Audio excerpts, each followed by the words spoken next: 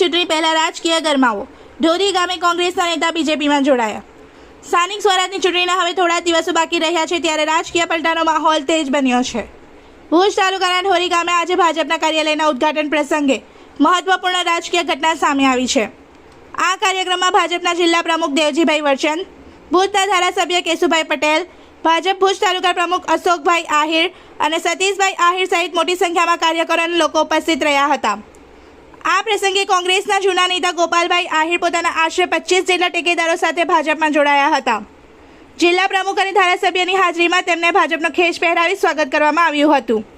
ચૂંટણી પહેલા થયેલી આ રાજકીય જોડાણને કારણે સ્થાનિક રાજકારણમાં નવા સમીકરણો ઊભા થવાની શક્યતા વ્યક્ત કરવામાં આવી રહી છે. ભારતીય જનતા પાર્ટી દ્વારા રાજ્ય સરકાર દ્વારા જે ગૌશાળાઓ જે છે એની અંદર જે સબસિડી આપવામાં આવે છે દર વર્ષે, એ ખૂબ જ મોટું કાર્ય અને શ્રેષ્ઠ કાર્ય છે. એના માટે અમે લોકો તમામ ખૂબ એનાથી ખુશ છે અને એવું જ કામ હજી એવા ને એવું થતું રહે એવી પણ અમારી ઈચ્છા છે. અને બીજું, અમારા ઢોરી ગામમાં જ્યારે આ વેજીબેન સરપંચ હતા અને ગોપાલભાઈ જ્યારે ઉપસરપંચ હતા ત્યારે અમારી આખી ગૌચર અમે સાફ કરાવી હતી અને એ ગૌચરની અંદર મારા ખ્યાલથી વધારેમાં 500 એકર એ લોકો અને આખું ગામ ભેગું થઈ અને સરકારશ્રીએ વધારાની 500 એકર જે નેમ કરી છે એ સરકારનું, રાજ્ય સરકારનું અને કેન્દ્ર સરકારનું ખૂબ ખૂબ આભાર.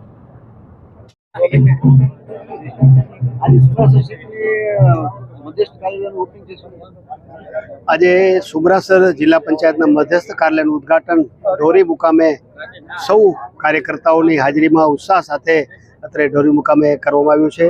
અમારા સન્માનીય ધારાસભ્ય અને અમારા પાર્ટીના પૂર્વ પ્રમુખ શ્રી કેશુભાઈ પટેલ, મંડળના પ્રમુખ અશોકભાઈ, સૌ પાર્ટીના કાર્યકર્તાઓ આગેવાનોની હાજરીમાં એ ખૂબ મોટી સંખ્યામાં કાર્યકર્તાઓની વચ્ચે આજે મધ્યસ્થ કાર્યાલયનું ઉદ્ઘાટન કરવામાં આવ્યું છે. કાર્યાલય પાર્ટીના કામ માટેનું પ્રાણ હોય છે, એટલે અહીંથી આખા મત વિસ્તારના એ કાર્યકર્તાઓની કામગીરી પાર્ટીના મધ્યસ્થ કાર્યાલય દ્વારા થવાની છે.